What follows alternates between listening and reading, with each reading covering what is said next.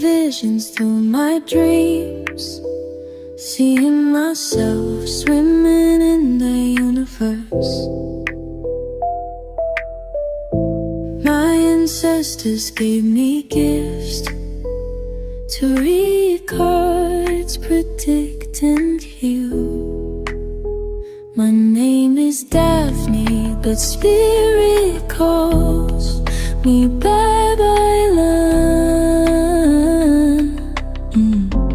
Angels communicate through numbers. Intuition is so deep. The gift I fully embrace within.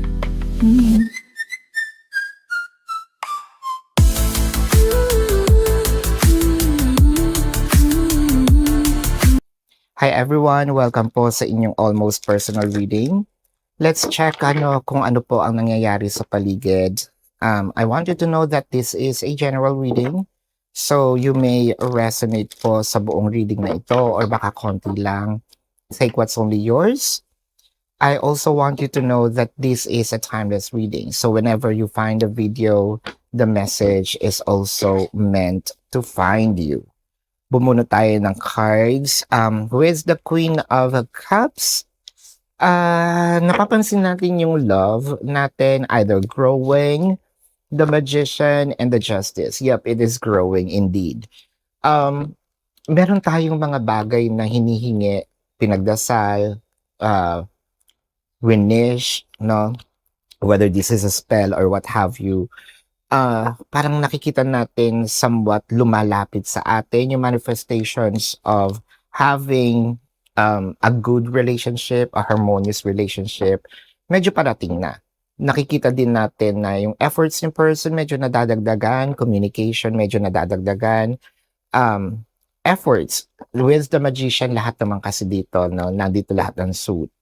The tools, the air, water, ano ba itong mga elements of fire, earth, no?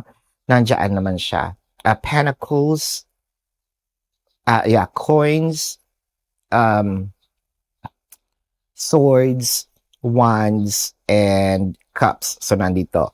So, lahat ng pwede niyang ibigay. Pwede rin naman itong more of nadadagdagan yung pwedeng binibigay, no? Iniintrega ni person. Like literally, the money. With the Justice, napapansin kasi natin na ngayon, natatanggap na natin yung mga perks, no, ng pagiging, pagtanggap din ng family niya sa atin. Pwede rin itong yung fully na ngayon pinapasakay na tayo sa sasakyan, open na rin tayo ngayon sa bahay nila. Pwedeng ipinopost na rin tayo ni person. So, kumbaga, ngayon natin napapansin na talagang welcome na ako, no? I belong and this person is mine. So with the Judgment and the Ace of Pentacles, nakikita natin dito na pwedeng nung mga nakaraang panahon, pwedeng kahapon, meron pang mga distractions maybe there might be a third party or meron siyang ibang goal, meron siyang ibang gustong gawin. Ngayon parang mas pinili ka na niya. It's either natapos na si third party, or nakuha niya na yung gusto niyang makuha. Whether this is natapos niya na yung laro niya, kumbaga nanawa na rin siya, parang dito na ako ngayon mag-focus. With the Ace of Pentacles, napakagandang simula. I feel like there's like literal growth between you and this person. Pwede rin sa haba ng panahon na pinagtiis mo, now you are harvesting, no? Harvesting kung ano yung mga pagod na talagang nilaan mo dito.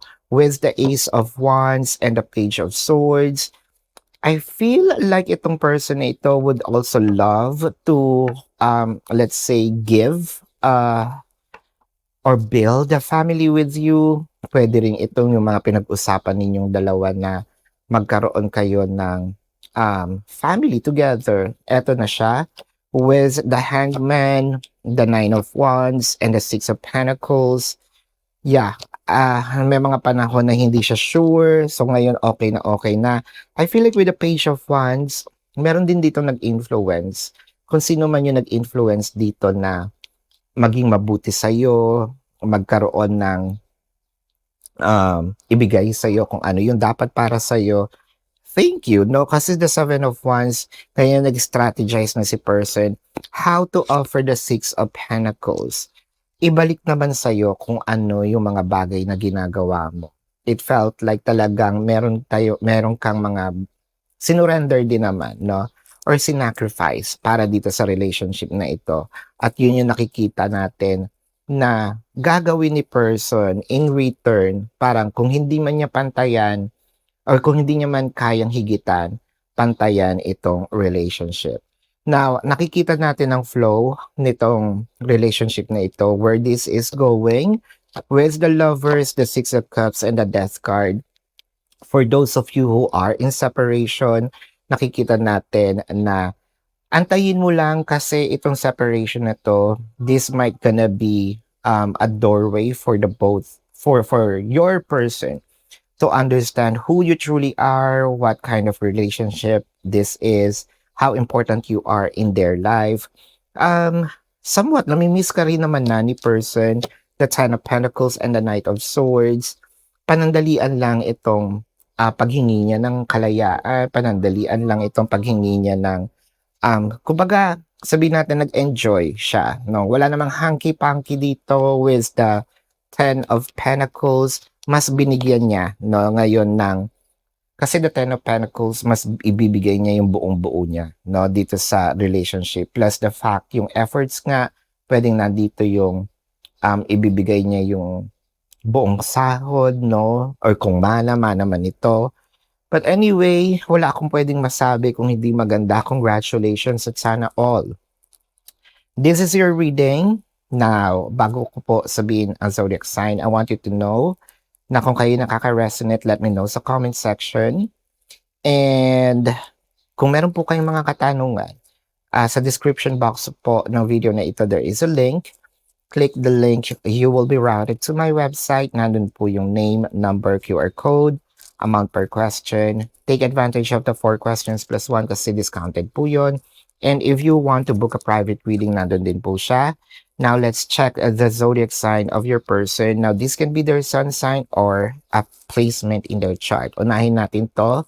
I'm seeing Libra, Taurus, Scorpio, Pisces, Gemini, Virgo, Leo. Scorpio na naman. I am seeing Aries, Sagittarius. I'm seeing Aquarius, Pisces, Libra na naman. Yeah, Libra uli.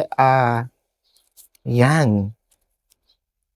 Did I just mention Capricorn? Yes. So this is your reading. Maraming salamat po. Love and light. Namaste. See you sa susunod na reading. You want the